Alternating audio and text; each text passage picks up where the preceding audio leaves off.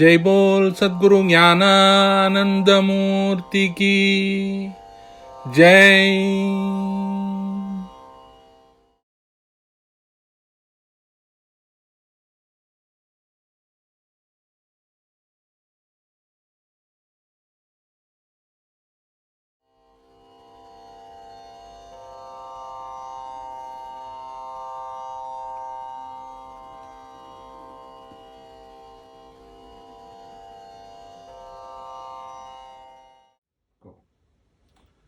ओ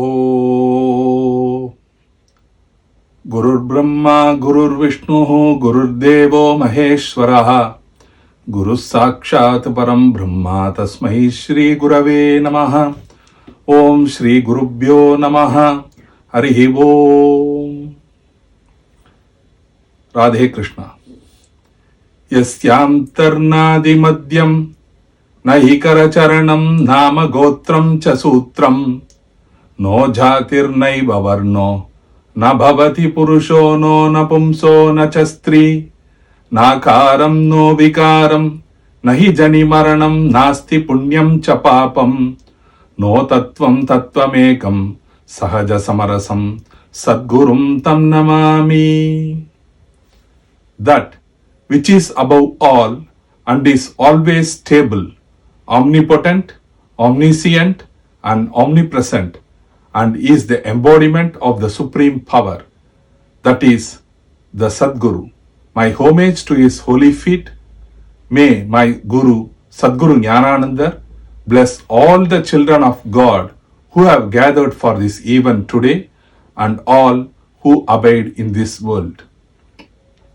शिवशक्त्या युक्तो यति भवति शक्त प्रभवितुं न चेदेवां देवो न खलु कुशला स्पन्दितुमपि अतस्त्वाम् आराध्यां हरिहर वृञ्चादिभिरपि प्रणन्तुं स्तोतुं वा कथमकृत पुण्य प्रभवति।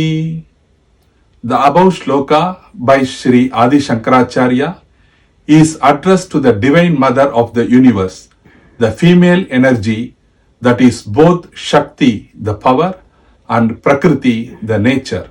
The meaning of the shloka is, Lord Shiva only becomes able to do creation in this world along with Shakti. Without her, even an inch he cannot move. And so, how can one who does not do good deeds or one who does not sing your praise become adequate to worship you, O Goddess mine, who is worshipped by the Trinity? Trinity here are the three most fundamental forms of gods worshipped in Hinduism, that is Brahma, Vishnu and Shiva. Shakti in Sanskrit means power or energy. In Hinduism, energy belongs to the domain of Prakriti or the female aspect of creation. Prakriti means nature, popularly known as the mother goddess. Shakti is worshipped in her various manifestations by millions of Hindus. According to Sanatana Dharma, which is the original name of Hinduism, God is pure and undivided consciousness. You may even say, from a perspective, that he is nothingness. In his purest state, devoid of qualities, God is Nirguna Brahman, that is, devoid of any distinguished features or appearances. Divisions of time and space and the impurities of ego consciousness created by the gunas or characteristics that we as humans have do not exist in him. For inexplicable reasons, as God awakens, he sets in motion Shakti or Prakriti, the universal energy that was so far latent in him, and then enters into it. From this union arises ultimately all this reality that we know as the universe.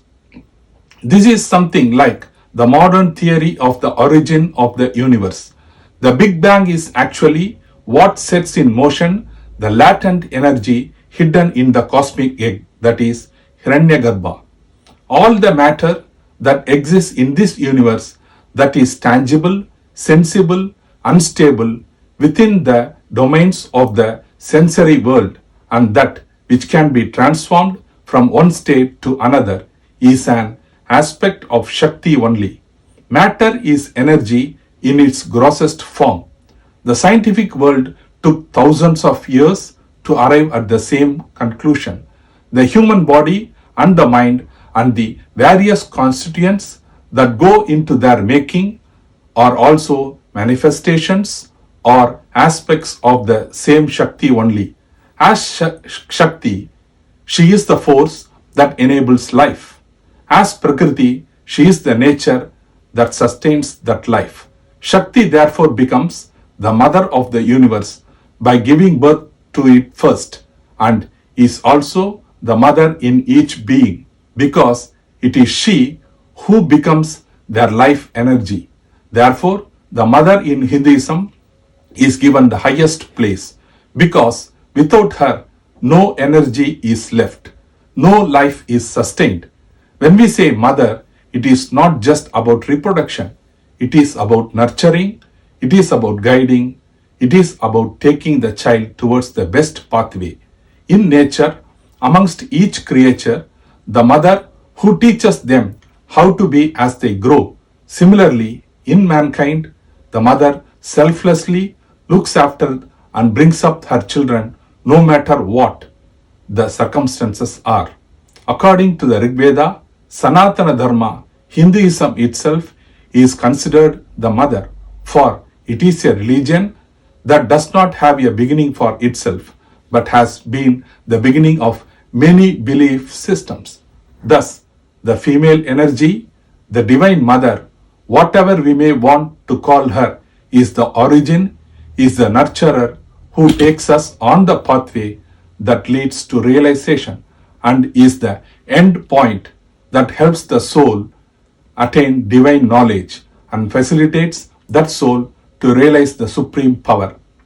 As Adi Parashakti, she is the origin of everything and everyone. As Sri Mahalakshmi, she nurtures and gives what is needed to travel the pathway to realization. As Sri Mahasaraswati, she finally gives the divine knowledge. Once the soul reaches the end of the pathway successfully, so that it attains that realization of the supreme power.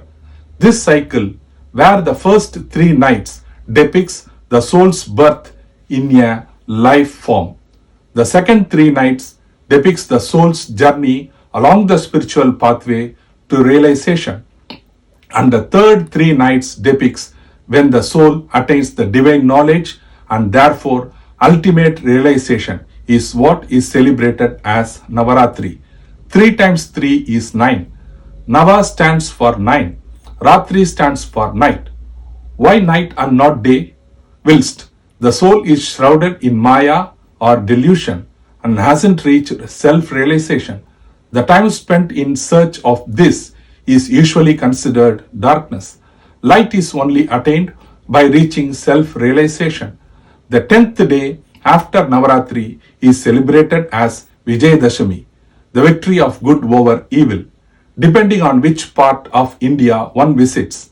The names may vary, but almost all the stories of celebrations are about the divine destroying the evil demons.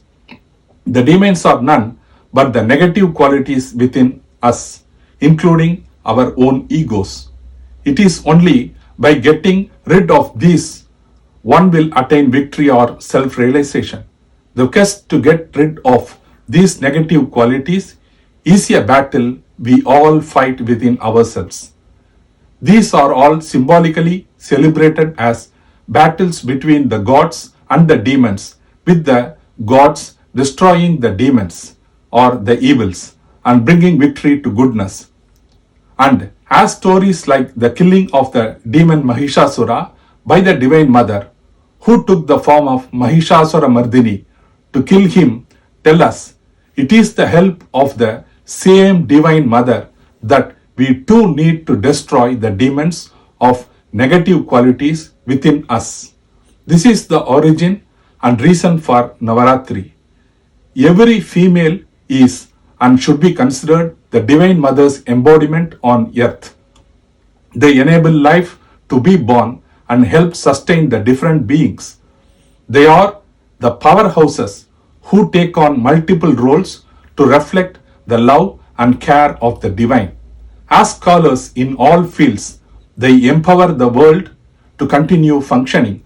And like today, as the voices that stand up for those who need support and empowerment, or as grassroots workers who give first hand support to the vulnerable and needy. They impart the knowledge and perform the actions that society needs to continue functioning in balance to overcome evil with good.